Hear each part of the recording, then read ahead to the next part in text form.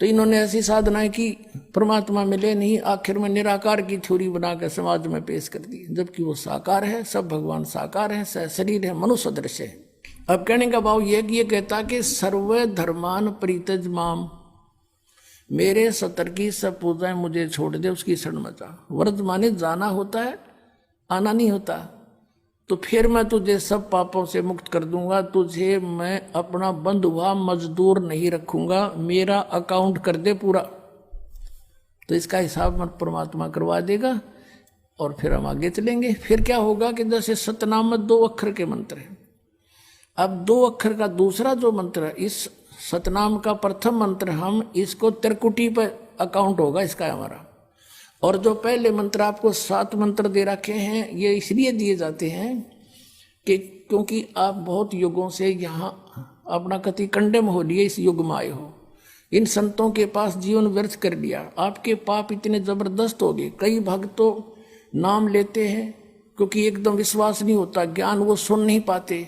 अगर पक्का विश्वास करके कि कबीर इज गॉड और आप आ जाओ, नाम ले लो, सब त्याग दो, मर्यादा सब पुरानी पूजाएं, गारंटी देता ये दास है कति कैंसर का बाप हो, तुरंत ठीक हो जाएगा।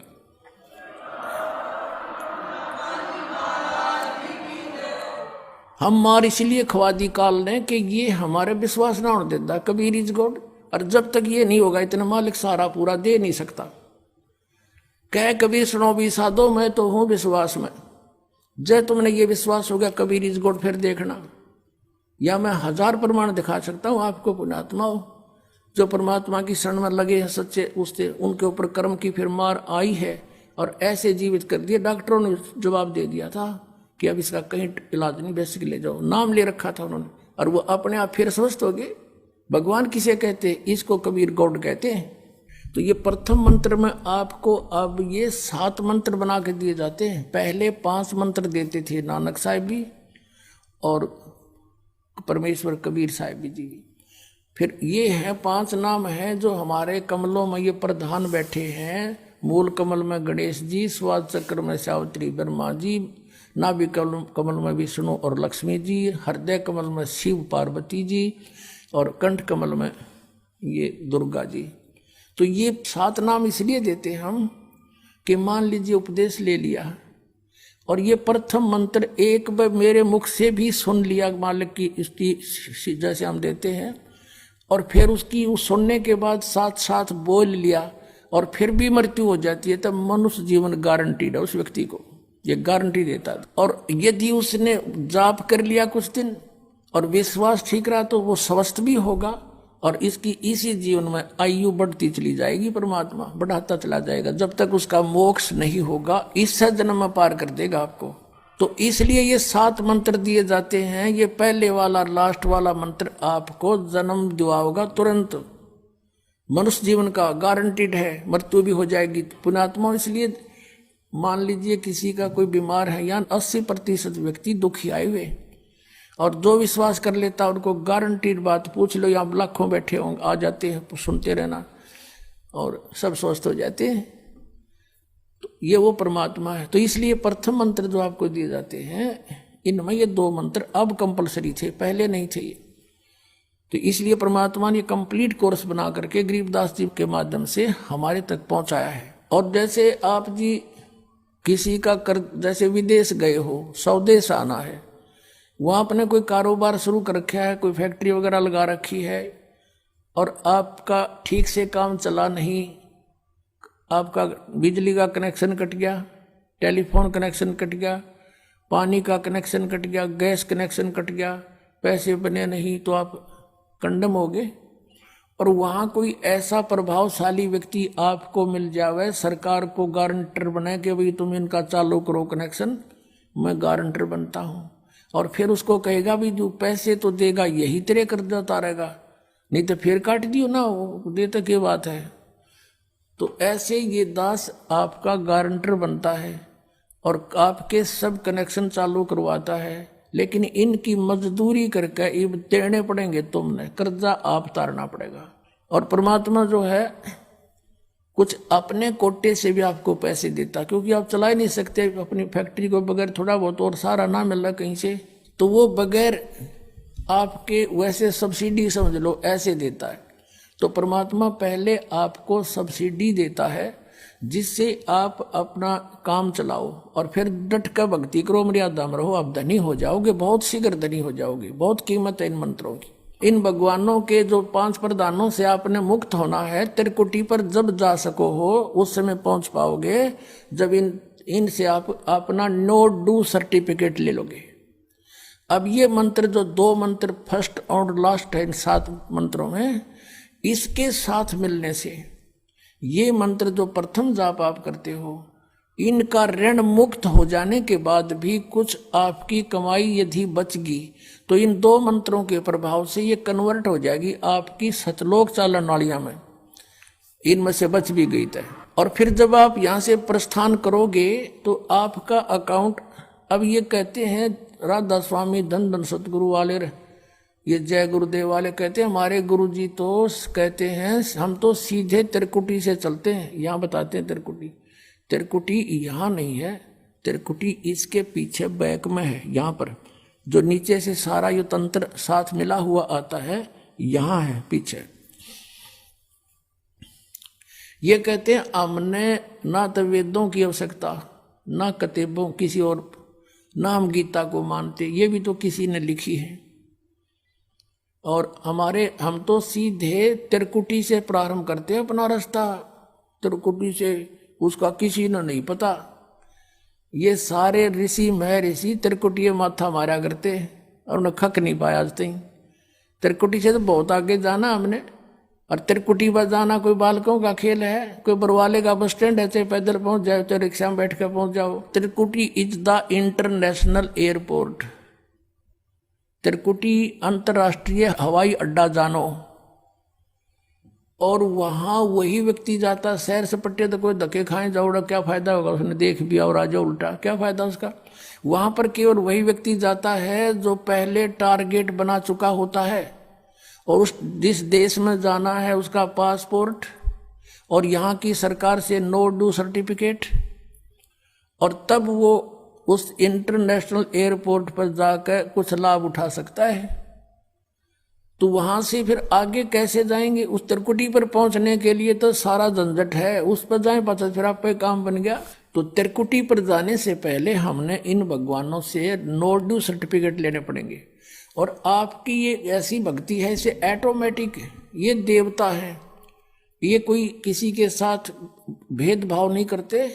आपकी कमाई एग्जैक्ट लिखी पाएगी कंप्यूटर की तरह, और जो आपका ड्यू शेष होगा आपको थमा दिया जाएगा। हृदय कमल में जीव रहता है, और इसके यहाँ से फिर ये सबसे पहले इसका रास्ता है त्रिकुटी बजाने का, सबसे पहले मूल कमल में जाना पड़ेगा। मूल कमल से फिर सीधा रास्ता बनता है त्रिकुटी तक जाने का। उससे पहले गणेश जी के लोक में से गुजरना पड़ेगा, उसका एक जैसे बैरियर होते हैं प्रत्येक बॉर्डर पे, यहाँ ऐसे बैरियर हैं। वहां जब आप जाओगे आपके सामने आपके मस्तिष्क पर जैसे लॉकेट होता है ऐसा लगा पाएगा, और तुरंत आपको कहा जाएगा चलो आप जाओ, आपकी ये पूंजी, और वो आपके उस मस्तिष्क में ऐसे लॉकेट पे वो नो डू सर्टिफिकेट छपता चला जाएगा। फिर आगे चलोगे आप, आगे आप पहुंचोगे जब विष्णु जी के लोक में, वहां भी आपको ऑटोमेटिक मिलेगा, कोई बाधा नहीं मिलेगी, क्योंकि वहां तो चोरों को पकड़ा जाता है, सा को थोड़ा, वो देवता भी तो है, वो किसी के साथ जरा सी भी गड़बड़ नहीं करते। फिर ऐसे शिव के लोक में से शिव इस कमल में, हृदय कमल से फिर त्रिकुटी कंठ कमल में आएंगे, फिर हम त्रिकुटी पर पहुंचेंगे। अब त्रिकुटी पर जाने के बाद इस सतनाम के जो प्रथम मंत्र का अकाउंट वहां देंगे, लेकिन वहां पर यह काल बकवाद करवा देता है। यहाँ का जो जितने देव हैं ये अपने सतर पर कोई गलती नहीं करते, ये करवाता है।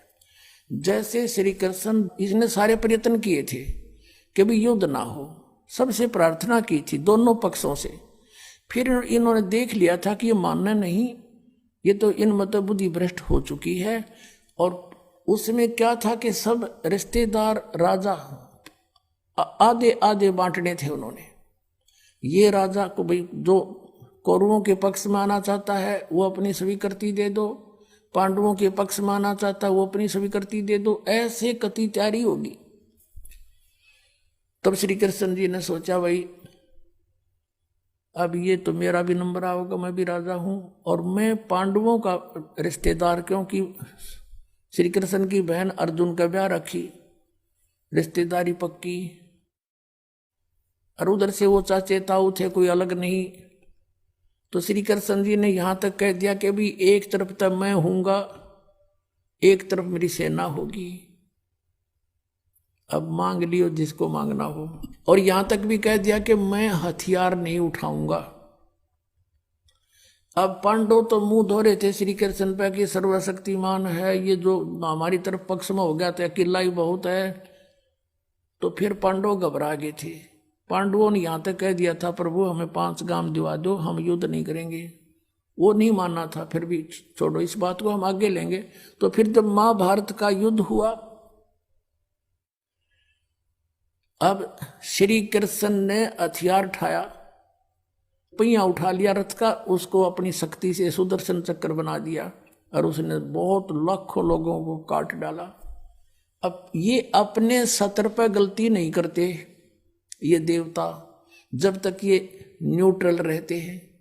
और जब इस काल ने इन पर प्रभाव किया, अंदर प्रवेश कर गया इसके काल, श्री कृष्ण के पाप को बनवा दिए इसके, और सुदर्शन चक्र उठवा दिया और झूठा बना दिया, वह प्रतिज्ञा भंग करवा दी।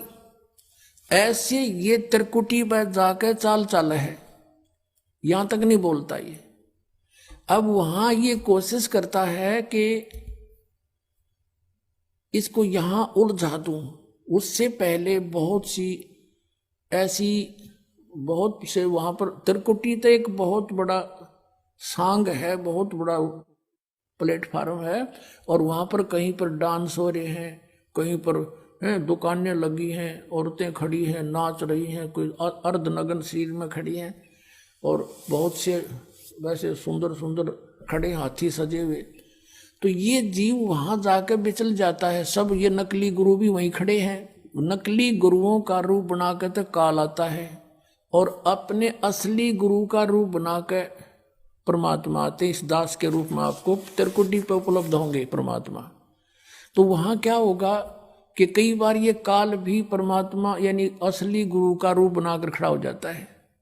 तो सबसे पहले आप क्या करोगे, प्रणाम जब करोगे गुरुदेव को, ये स्वभाव तो आपका यहाँ बना ही दिया जाता है, गुरु जी दिखे दंडवत करोगे। दंडवत करते समय एक सतनाम का सुमरण अवश्य करना होता है। 1 सेकंड, ये 10 सेकंड मुश्किल से लगती है। श्वास उस श्वास का सिमरण करे प्रणाम करते समय, और उठकर जब देखोगे यदि परमात्मा होंगे तो एज इट इज पाओगे, और जब काल होगा दास के रूप में तो उसका स्वरूप बदला पाओगा, ऊपर का कपड़ा हटा पाओगा, उसका असली सूरत मिल जाएगी, तो आप वहां से बच जाओगे। अब फिर क्या होगा कि फिर तुम जैसे यहाँ आप देखते हो गुरु जी आगे सारे पीछे पीछे हो लेते हो, तो वहां जब मृत्यु होगी आपको स्वप्ना सा दिखेगा। जैसे आप किसी ऑफिस में गए हो किसी कामवश, और वहां आपका काम फटाफट होता जा रहा है, नहीं होता है तो आप दुखी हो रहे हो, बार बार बैठ कर रो रहे हो, तो ऐसे ही चलेगा वो। तो वहां जाते ही जब आपको गुरुजी दिखेंगे, आप एकदम इसी स्वभाव से जो आपकी यहाँ रिहर्सल हो रही है, आपके अंदर जो आस्था कसक पैदा हो रही है, ये वहां काम आओगी आपके। तो ये सब रिहर्सल यहाँ कराई जा रही है कि गुरु को परमात्मा जानकर ये सब क्रियाएं करो, तो वहां ये आपके काम आऊंगी, वहां अपने यूज होंगी ये सारी फार्मूले। तो जब आपको ये पक्का हो गया कि ये है गुरुजी, फिर आपको लेकर के धर्मराज के दरबार में परमात्मा जाएंगे इस दास के रूप में, और धर्मराज से कहेंगे जी इसका हिसाब कर दो, भगवान का आदेश है, आप लो अपना ये एक इसकी कमाई जो तुम्हारे सत्र की वो प्राप्त करो। ओम नाम की कमाई और ये यज्ञों का जो बचा हुआ यहाँ प्रयोग हो गया सो हो गया यज्ञ, फिर भी बचे हुए भी आपको वहां देने पड़ेंगे कि आप अपना संभालो अपने सत्र की। जैसा कि आपके संविधान में लिखा है, ये पवित्र वेद पवित्र गीता भगवान का संविधान है, इसके विरुद्ध जो कार्य करता है वो दोषी है, चाहे जज है चाहे बिना जज है। तो यहाँ का न्यायाधीश बहुत समझदार है, उसने वो सब समझता है। परमात्मा याद दिलाता है 18वें अध्याय के 66वें श्लोक में लिखा है, सर्वधर्मान परित्यज्य माम एकम शरणं व्रज। अपना अपने सतर की जो तुम्हारी है वो अपनी लो, इसकी पूजा है, और इसको छोड़ो, आगे चलेगा ये। तो वहां सतनाम के प्रथम मंत्र का जाप हम वहां देंगे, यज्ञ दे देंगे, फिर ये वहां से चलेगा। फिर वो आगे जागा तो पार ब्रह्म के लोक से हमने पार होना है। वहां पर सतनाम के दूसरे मंत्र की कमाई जो श्वास उश्वास से की हुई है, ये उसके दरबार में जाकर अक्षर पुरुष यानी परब्रह्म के लोक में जाकर के उसको देंगे, वो आगे जाने अलाउड कर देगा, उसके 7 संग ब्रह्मांडों से पार होना में सहयोग देगा, वहां से वो वहां तक जाने का उस टैक्स के बदले में। अब यहां बताया है कि जे तू पढ़ा पंडित बिन दोई ना अक्षर दोई नावा, और पर्णवत नानक एक लंगाए जे कर सत समावा। अब ये 2 अक्षर का नाम जो सतनाम है, ये हमें भंवर गुफा तक पहुंचा देगा। भंवर गुफा है, जैसे अभी तक हमने 10 द्वार सुने थे, तो यहां परमात्मा ने गरीबदास साहिब जी के माध्यम से कहा है कि 12 मद मैल मठ बोरे बहुर ना दे धरे रे। वो तो 12वें द्वार को पार करके है वो मठ, वो स्थान, वो ठोड़ ठिकाना। फिर जहां जाने के बाद बहुर ना दे धरे रे, फिर दोबारा जन्म कभी नहीं होता।